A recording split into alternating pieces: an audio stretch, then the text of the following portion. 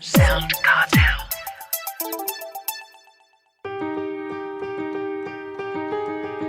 From SoundCartel, I'm Nicole Goodman, and this is Business Essentials Daily.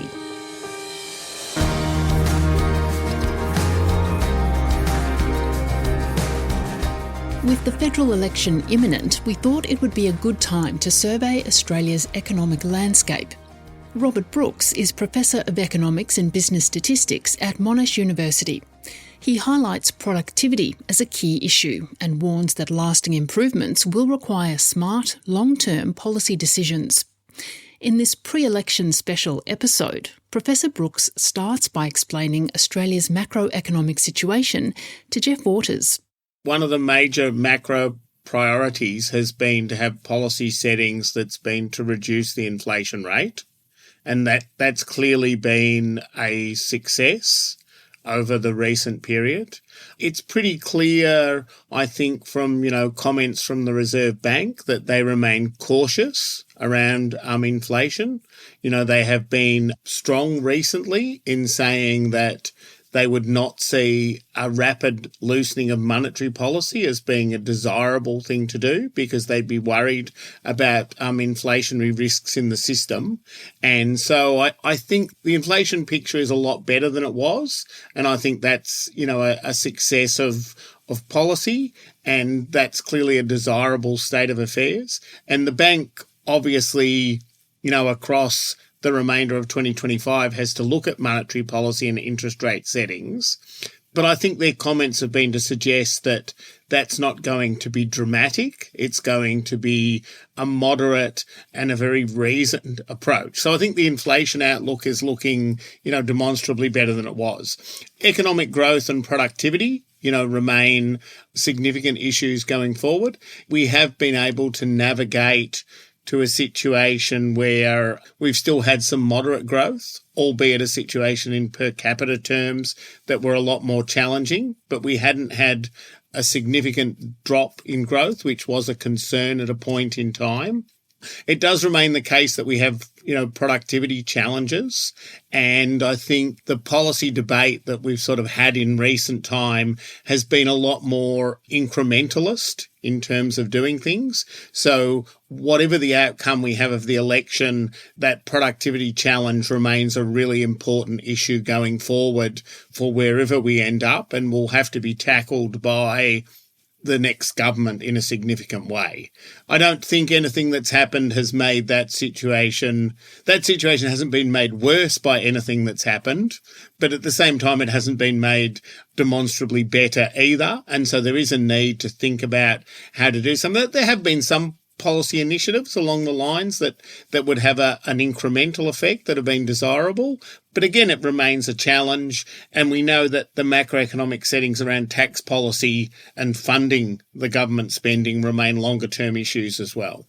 We've seen wages rising in recent times, catching up, a lot of people have been saying, with the situation, the economic situation. But what could we be doing? You mentioned some policy working there, but what else could we be doing to increase productivity in a general sense?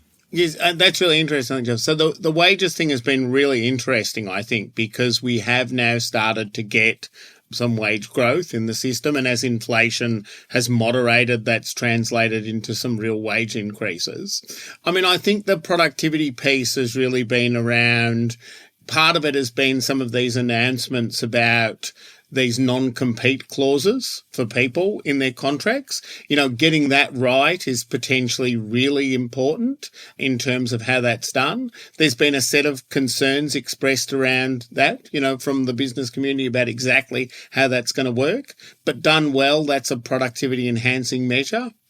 The childcare stuff has remained extremely important as a way of helping to unlock productivity and work out, how you do that in a way that's affordable and scalable. I think the interesting dimension that's still playing out a bit is around the volume of infrastructure spending that's going on, and particularly coming from state governments, and a question around whether that's prioritising those building and construction resources into major projects and crowding out other parts of the building and construction sector. So there is a really important dialogue around that, and it is really important on all that major infrastructure. If that's done well, it is potentially very productivity enhancing, but it has to be done with proper and rigorous cost-benefit analysis to make sure that it is really worthwhile. And so I think that infrastructure piece becomes really important going forward as well. So part of the non-compete clause stuff and part of the childcare and all those policies is really about, the supply side piece around the productivity. Part of the infrastructure piece is around trying to get that balance right, but also to make sure that we're not crowding out other parts of the economy. So one of the debates I think that will play out in this question, particularly around housing, which has become a big issue, is, how much of building and construction resource is being tied up in infrastructure projects with long horizons on it, and is that making it hard to get that skilled labour into other important building and construction projects? That's got to be part of the policy discussion going forward in a really significant way, I think. That's a really interesting connection you've made insofar as the availability of labour for these massive home building efforts that some of the parties have been talking about. And that's a lovely segue into my next question, which is both major parties are promising to make it easier using various mechanisms for first home buyers to get into the housing market. And a lot of the criticism has centred around whether or not that would increase home prices and thus have a flow-on effect. What's your view on that, and how do you see that playing out into the next government? So, I think on the issue of housing affordability is clearly a significant policy issue.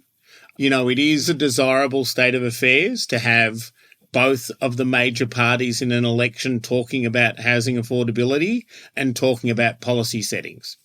The challenge always in this housing space, which I think's articulated well in the current setting, is if your policies are purely operating on the demand side, then the risk is that's putting up pressure on prices, and it's true, it's giving people some help, but it's putting them in a more complex setting. The key around that housing policy side of things has been, how do you boost supply at the same time? Now, boosting supply is this sort of interesting mix of what can you do that's higher density in established areas, and it's also what do you do in greenfield site areas, and you clearly need to do both.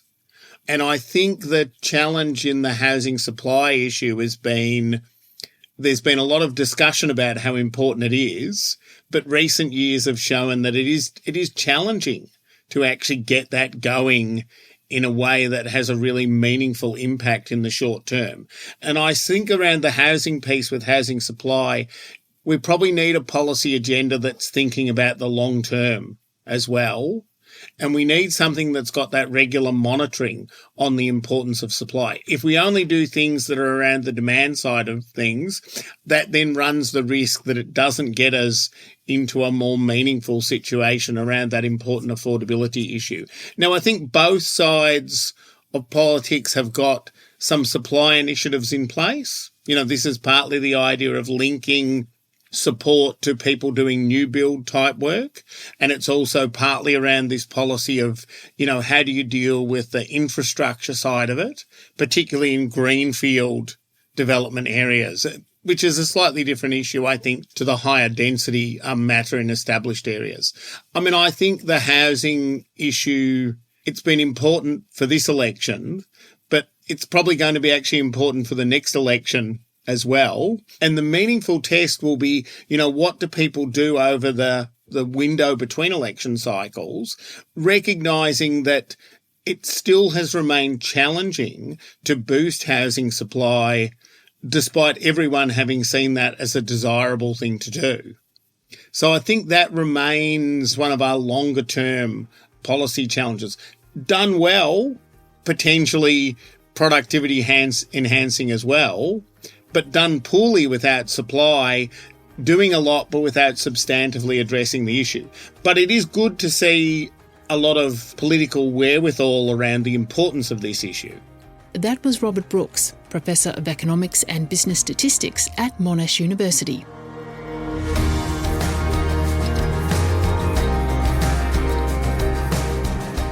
This episode of Business Essentials Daily is produced by the team at SoundCartel.